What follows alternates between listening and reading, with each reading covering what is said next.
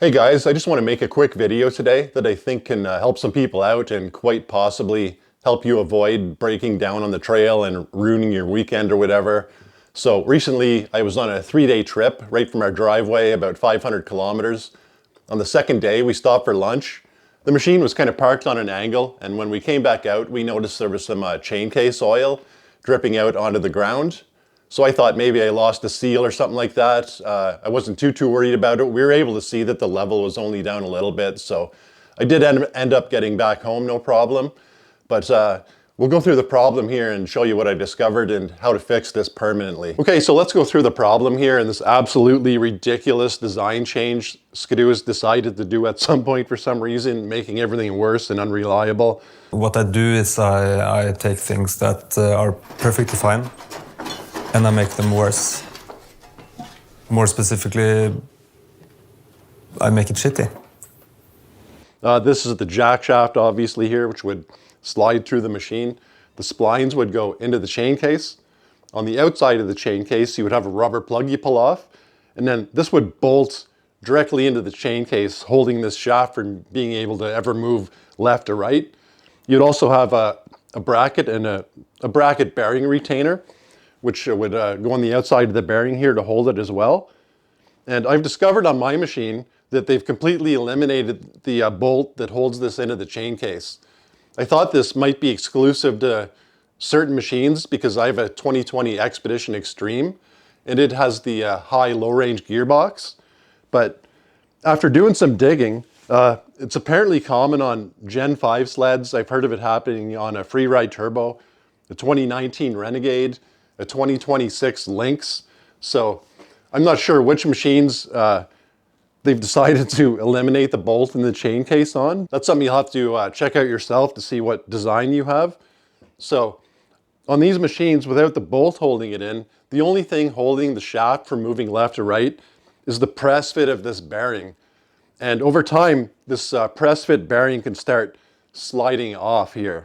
The reason I think that happens probably is just the motor flexing on its rubber mounts, and the bearing retainer bracket here is also on rubber mounts, so it actually flexes as well. So, you know, I think over time as you're driving, when everything's flexing in the rubber mounts, it slowly works this bearing here off. And mine slid out of the chain case enough that it was still engaged into the splines here, but it just pulled the seal off enough that it was able to drip a little bit of fluid out.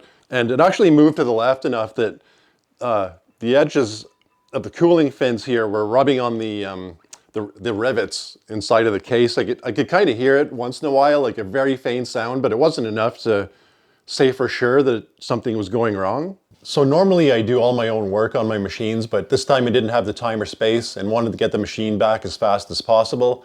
So I took it to the dealer, and all they did was press a new bearing on here.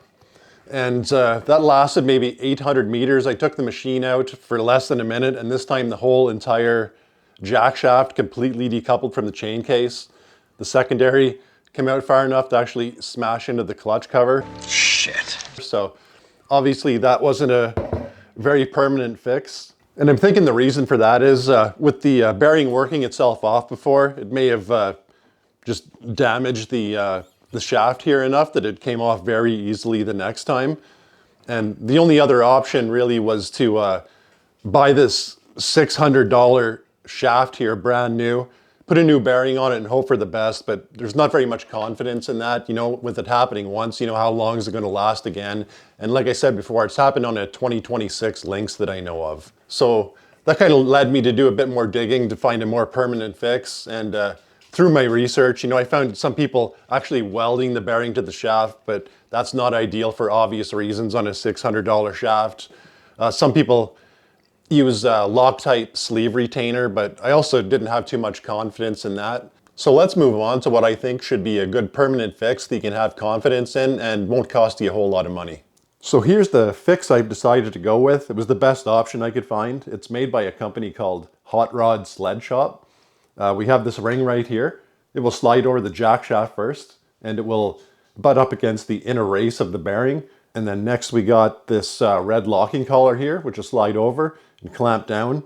I'm pretty confident that it's going to stay in place. The jack shaft still has little micro grooves in it from the machining process, so I think it's going to help it bite in really well and not ever move. Other than that, you know, there's really nothing else to say about it. It's a nice, simple system. So yeah, that should about cover everything here. I hope this video helps some people avoid some bad days or ruined trips, and happy sledding.